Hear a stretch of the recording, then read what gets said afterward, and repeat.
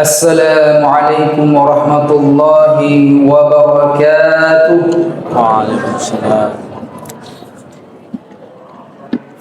Innal hamdalillah nahmaduhu wa nasta'inuhu wa nastaghfiruh wa na'udzu billahi min shururi anfusina wa sayyiati a'malina.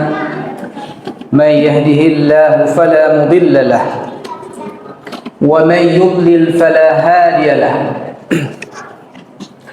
أشهد أن لا إله إلا الله وحده لا شريك له وأشهد أن محمدا عبده ورسوله لا نبي بعده اللهم صل على محمد وعلى آل محمد كما صليت على إبراهيم وعلى آل إبراهيم إنك حميد مجيد اللهم بارك على محمد وعلى آل محمد كما باركت على إبراهيم وعلى آل إبراهيم إنك حميد مجيد معاشر المسلمين jemaah salat Isya dan Tarawih yang dimuliakan Allah.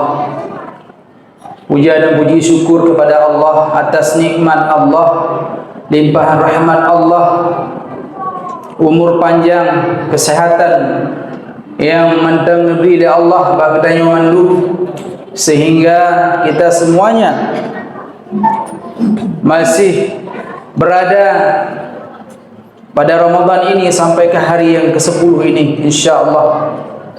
Dan sore tadi Allah, siang tadi sampai sore Allah cucurkan rahmatnya, Allah turunkan hujan, seakan-akan menjadi penyejuk bagi kita setelah dari awal Ramadan sampai 9-10 Ramadan kita berada dalam keadaan yang lumayan panas, lumayan suhu, lagi mencuh menanlah kira-kira.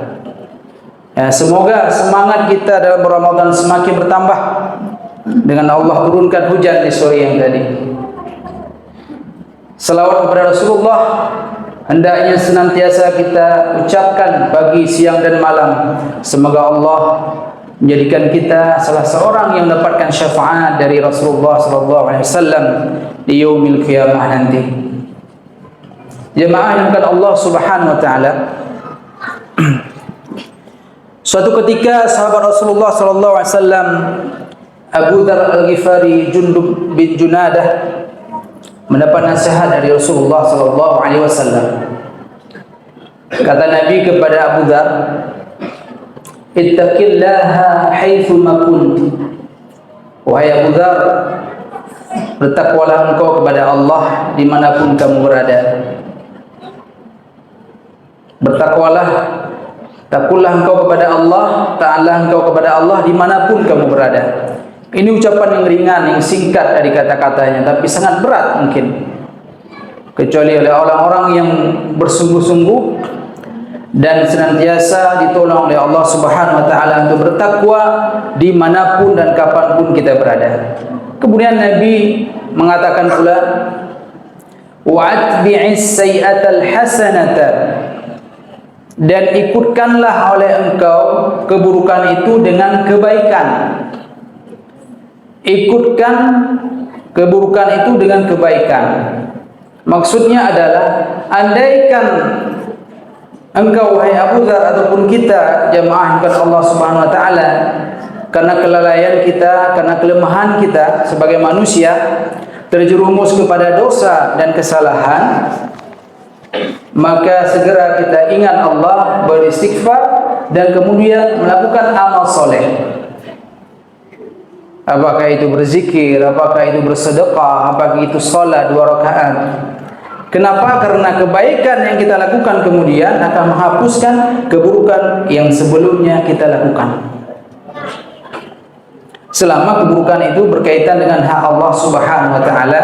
Lain halnya jika keburukan itu berkaitan dengan hak manusia yang kita baru Allah ampuni ketika kita meminta izin atau meminta maaf kepada manusia tersebut. Kemudian Rasulullah pun mengatakan wa khaliqin nas bi khuluqin hasan, dan berakhlaklah, bergaullah manusia dengan tetap menampilkan akhlak yang baik, mengedepankan akhlakul karimah. Demikianlah pesan Rasulullah kepada Abu Dzar Al-Ghifari. Jemaah tarawih yang dimuliakan Allah Subhanahu wa taala. Allah Subhanahu wa taala tak butuh ibadah kita. Sama sekali tidak butuh. Salat kita tidak butuh, puasa kita. Tetapi sebaliknya kitalah yang butuh kepada Allah melalui ibadah-ibadah yang telah difardukan, yang ditaklifkan kepada kita semuanya. Allah hanya boleh salat kita, hanya boleh puasa kita jemaah. Tetapi ibadah kita, pengabdian kita kepada Allah adalah wujud syukur pengabdian kita, penghambaan kita kehadiran Allah yang Maha Agung, yang Maha Besar, yang kagak nikmat ke kita yang begitu besar, yang tak pernah akan mampu kita balah nikmat Allah binyan, kecuali hanya dengan terus menghambakan diri, tunduk, rukuk dan sujud kepada Allah Subhanahu wa taala. Termasuk salat jamaah kan Allah. Pada malam ini kita ingin melihat salat sebagai sebuah ibadah wajib kepada kita yang Allah fardukan kepada kita, menjadi rukun iman, rukun Islam kita, yang dimana Islam dibangun di atas fondasinya. Karena salat semayang di mawate adalah tiang agama. As-salatu imaduddin, salat itu adalah tiang agama. Faman aqamaha faqad aqama ad-din. Siapa saja yang menegakkan salat, dia adalah menegakkan agamanya. Faman tarakaha faqad hadama ad-din. Siapa saja yang meninggalkan salat, maka dia telah meruntuhkan, merusakkan agamanya. Jamaah Allah Subhanahu wa taala. Salat 5 waktu yang kita lakukan dari subuh, zuhur, asar, maghrib, isya 5 kali sehari semalam. Maka di antara salat itu menjadi kafarat dari dosa-dosa kita. Andaikan setelah kita salat isya ini kita melakukan suatu kesalahan, kelalaian, dosa dengan Allah Ta'ala, mungkin mata yang tidak kita jaga, adapun hati kita kepada Allah, prasangka kita kepada Allah yang kurang baik, tergelincir kita kepada dosa, maka esok subuh jika Allah panjangkan umur kita, kita salat subuh, maka dosa yang semalam setelah isya itu, maka Allah ampunkan. Maka Syekh Yusuf Qaradawi rahimahullah dalam kitab beliau sangat bagus Al-Ibadatu fil Islam, ibadah dalam Islam, apakah beliau bahwa salat 5 waktu, salat 5 waktu itu yang Allah ulang-ulang kepada kita sehari semalam ibarat menjadi kamar mandi rohani, menjadi kamar mandi rohani yang membersihkan kita dari kelalaian dan dari dosa-dosa kita. Begitu kata beliau. Maka dalam sebuah hadis Nabi ini pun dari Abu Hurairah annahu sami'a Rasulullah sallallahu alaihi wasallam, di mana Abu Hurairah pernah dengar Rasulullah berkata, "Ara'aitum law anna nahara bi babi ahadikum?" Bagaimana pendapat kalian jika ada sungai di depan rumah kalian? Nah, kiban pandangan urung drone nyona kerung di rumah, di depan pintu rumah. Ia kata silufihi kullayaumin khamsan. Di mana dalam sungai itu kita mandi di situ fi kulli yaumin, setiap hari khamsan, 5 kali. Bayangkan namanya lamkrung 5 gat huro. Bengah 3 ada mana, cokro 3, asar 3 tu pun, maghrib 3 tu, isya 3 tu. Maka Nabi bertanya, ma taqulu dzalika yubqi min dawani? Adakah masih kira-kira tersisa kotoran di badan? Kira-kira yang kotor dari mangga huro mana? Salurata ada pakai sabun pihan kotor li. Apalagi dalam sungai yang jernih. Maka Nabi SAW ketika bertanya demikian dijawab oleh para Rasulullah, qalu la yabqi daranihi syai'an.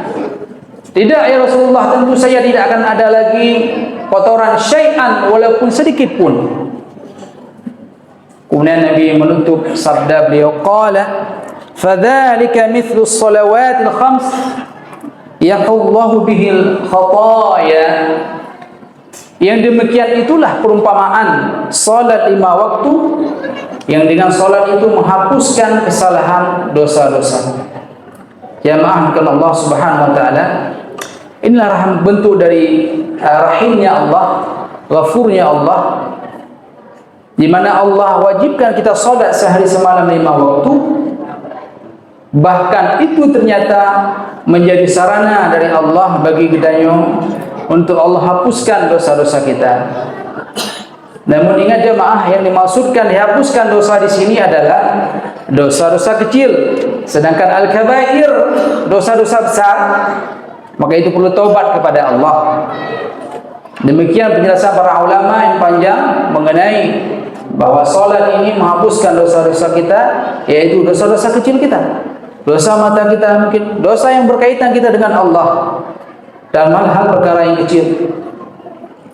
Jika itu riba, membunuh, zina dan sebagainya, maka itu butuh taubat kepada Allah Subhanahu wa taala. Jemaah yang bukan Allah Subhanahu wa taala,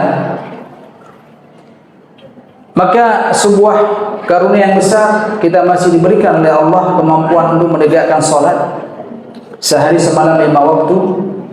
Semoga itu terus kita tegakkan sampai akhir hayat kita, dan kita wariskan kepada anak cucu kita. Kita ajarkan mereka, kita bimbing mereka untuk mementingkan salat dibandingkan kegiatan dunia yang lain. Orang tua, ibu-ibu, bapak-bapak, anak-anak kita yang masih kecil, masih TK, SD, SMP ataupun bahkan SMA, maka selalu perhatikan salat mereka, jaga salat mereka. Jangan sampai kita bersedih mungkin sebagai orang tua jika anaknya kesiangan tidak bisa pergi ke sekolah, atau karena sakit jadi dia ada menjadi pula, sehingga harus tambah catatan Mbak Uro yang lain. Tetapi kadang-kadang orang tua tidak pernah terfikirkan ketika salat subuhnya lewat, ketika hanya bedah subuh biasa. Kalau ketinggalan sekolah, tinggal itu pula katanya mirun sebagai urusi, maka meninggalkan salat subuh bagi anak kitanya lebih-lebih lagi, karena itu perkara dunia dan akhiratnya. Karena urusan kita dengan Allah dan menjawab kita kepada Allah.